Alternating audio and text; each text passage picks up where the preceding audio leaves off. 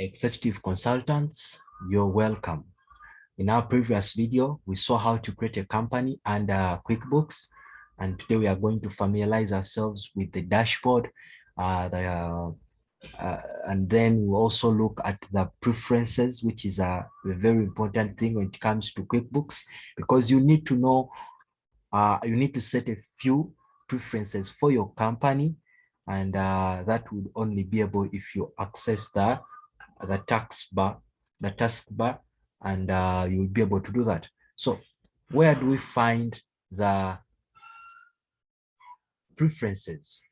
So when we come to the first taskbar, we are going to come to edit, and then we'll come to preferences. So we'll begin with a few that are very vital, that are very important for you to set before you do anything. And the first one is going to be the multiple currencies. You can see when I come to my company, you're currently tracking multiple currencies in QuickBooks, and your home currency is Ugandan shillings. So I have set my currency already, but if I came here and then it was not already set, I would come and then they would ask me if I want to use one currency or or more than one currency. And I would select, I would love to use more than one currencies. Once I do that, I will be given a lot of currencies for me to select my home currency. And that's how I selected the Ugandan shillings. That is very important. You can forget about anything else other than that. Then the other important area is the items and stock. Let me take you back to the dashboard briefly because I want to show you something. So when I close here, you can see the dashboard on the suppliers that I'm having a diagram, a red diagram with showing me how items should be flowing. But when I come back to my edit and I do something, you're going to see when I come to items and stock and I uncheck this and I say, okay, you can see that it is going to have a little bit of effect on my dashboard. Hence, I will not be able to do a few things with my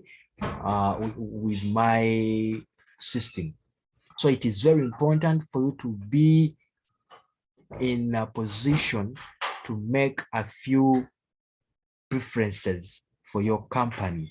Because when I press on home, you can see that what was here is no longer here. So I will need to come back to edit, preferences, items and stock, company preferences, and then I check this. The moment I do that, then I will say okay. And when I say okay, you can see it coming back already here from purchase orders all the way to payments. It is important for you to always come to your preferences before you can do anything. The other important thing is accounting. And you can, when I come to accounting, I'm going to put my focus on the dates.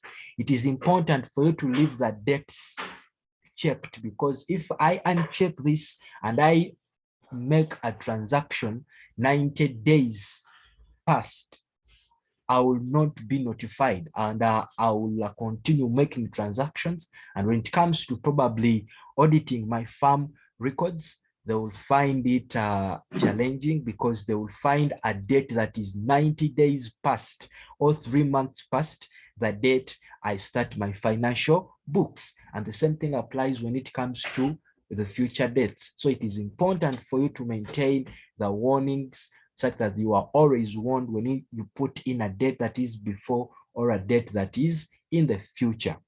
The other important thing is the VAT point. The VAT point is very important because you need to set up the VAT, because we know very well that as companies we are likely to be VAT taxpayers by either mandatory or voluntarily. So dependingly, whichever way you might choose to go on with the VAT on your company, you will need to come and then set up one.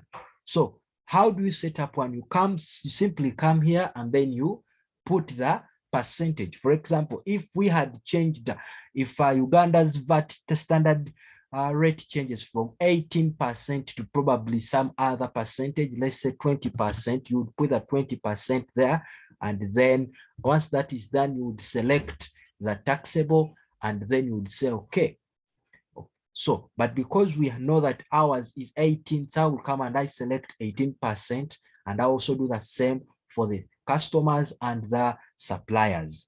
Once that is done, then you will be able to realize that every time I'll be making a sale, or every time I'll be making a purchase of anything that is taxable, the VAT will be inclusive. And then finally, the other important area might be to do with your banking. Okay, yes. And then the other important thing might be with your banking. You might want to have a bank account that is going to be solely responsible for payroll payments. So if it's there, you would simply come and you check this and you select the bank account. We will see that under our chart of accounts. So for now, let us assume that we don't have any bank account that is going to be used for any of these. But after we've created these bank accounts, we'll be able to come back here. The most important thing that is very vital is the multiple currencies.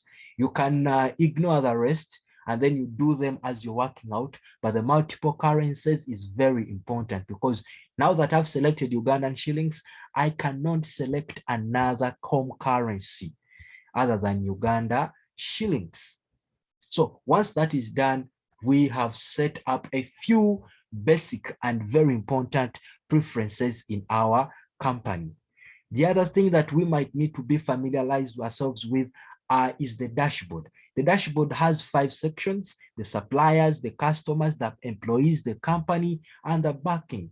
The beauty with QuickBooks, you are going to realize that you may not need to know where to go next, because these diagrams are going to guide you, that I put in my purchase order from here, I receive my stock from here, I enter bills against stock from here, and I make payments. Alternatively, I will enter bills directly and then make payments. And then when it comes to the customer section, you get the sales order, you invoice the client, you receive payments, you make a receipt, and then you deposit the records. But it's also true that you can make documents, statements like a credit note or a refund in this regard. So you will simply use this area to deal with any transaction concerning the customers. And then to do with the employees, you will simply come under here. Then anything to do with the banking area, you would come and write your checks from here, print your checks from here, do bank reconciliation from here, and anything concerning with the banks, the company, you would go to the very last schedule, the very last dashboard, and that is the company. That's where we're going to create our accounts from. That's where we're going to stock in our items, and that's when we're also going to adjust our stock on. So the other two that we have not looked at are the 2 taskbars. The first one, which is running from file to help. With here, you're going to realize that if you want to access anything, for example, the customers, anything to do with the customers regarding the customer center, where you're going to create them, where you're going to see their orders, or anything that is in line with customers transaction, you will simply come here. And if you want to do anything with the suppliers, you will come here. If you don't want to use that, if you don't want to use the dashboard. So the dashboard is a summary of these two taskbars. Although there are a few important areas that you may really get to interact yourself with that are not probably presented here, that is going to be that's the company snapshot. Like we will see how it is used in our subsequent videos. And then the other thing would be the report center, although the report center can be still accessed on the chart of accounts. So in our next video, we will look at the chart of accounts in particular. We will understand how and what exactly is under chart of accounts, because it is the most important item on the in our software. So for now, we'll stop it at that, and we will continue with our next videos with QuickBooks, like we said on our channel. So kindly subscribe, press the bell so that you always get notifications every time we put up a new video. And then also don't forget to share this link or to invite a friend to come and we learn together. Executive consultants, good evening.